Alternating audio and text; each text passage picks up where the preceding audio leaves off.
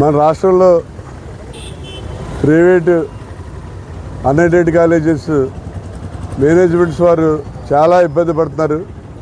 ఎందుకంటే గత ప్రభుత్వంలో 3 ఇన్స్టాల్మెంట్లు బకాయిలు ఉన్నాయి, ఫీజు రియంబర్స్మెంట్ వేయలేదు. ఈ గవర్నమెంట్ వచ్చిన తర్వాత 8 ఇన్స్టాల్మెంట్లు ఫీజు రియంబర్స్మెంట్ వేయవలసి ఉంది.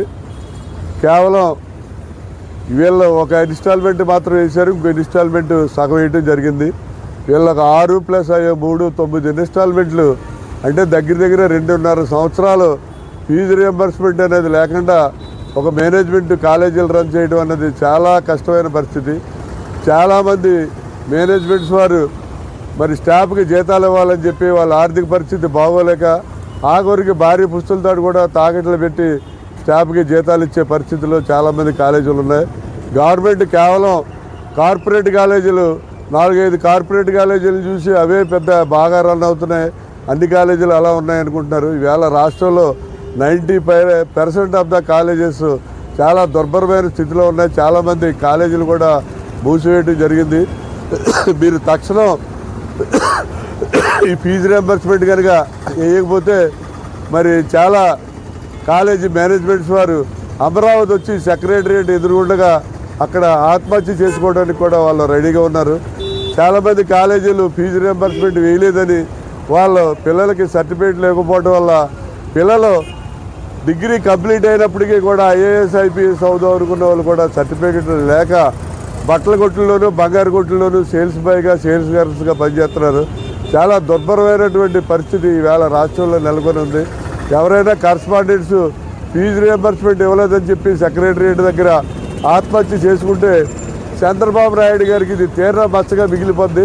మన రాష్ట్రం కాదు, దేశం కాదు, ప్రపంచవ్యాప్తంగా కూడా చంద్రబాబు నాయుడు గారు ఒక తీవ్ర మచ్చగా ఇది ఉంటుంది. కాబట్టి లోకేష్ గారు, మీరు అన్ని ఉద్యోగాలు ఇస్తాం, ఇన్ని ఉద్యోగాలు ఇస్తాం అంటారు. సర్టిఫికేట్లు లేకుండా ఉద్యోగాలు ఇస్తారు మీరు. ఆ సర్టిఫికేట్లు ఉండాలి కదా. సర్టిఫికేట్లు కావాలంటే ఫీజు రియంబర్స్మెంట్ ఉండాలి, కాలేజీలు రన్ అవ్వాలి.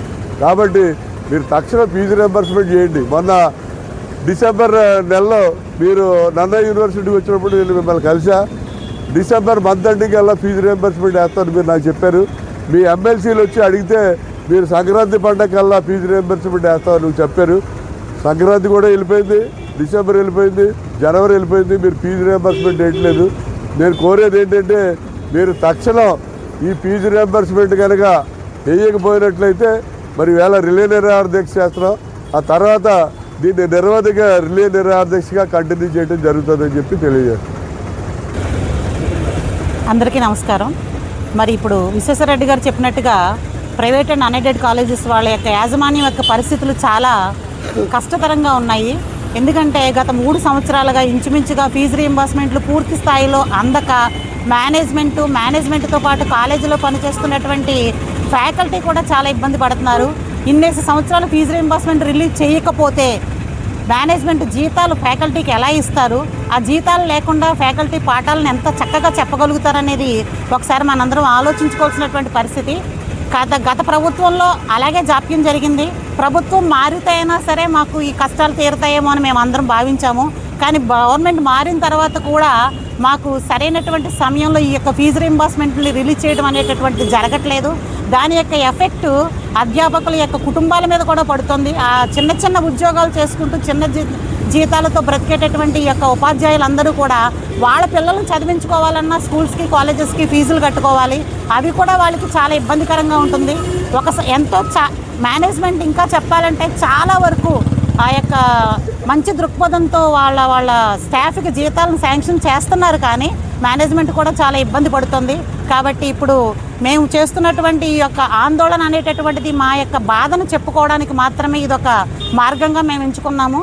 సో మరి ఈ విషయం మీద త్వరితగతిన నిర్ణయం తీసుకుని మా యొక్క ఫీజు రియంబర్స్మెంట్లు అన్నింటినీ కూడా రిలీజ్ చేయవలసిందిగా ఈ సందర్భంగా గవర్నమెంట్ని కోరుకుంటున్నాము. లేదంటే మరి సార్ చెప్పినట్టుగా ఈ యొక్క ఉద్యమం అనేటటువంటిది తీవ్రతరం అవుతుంది. ఇందులో ప్రతి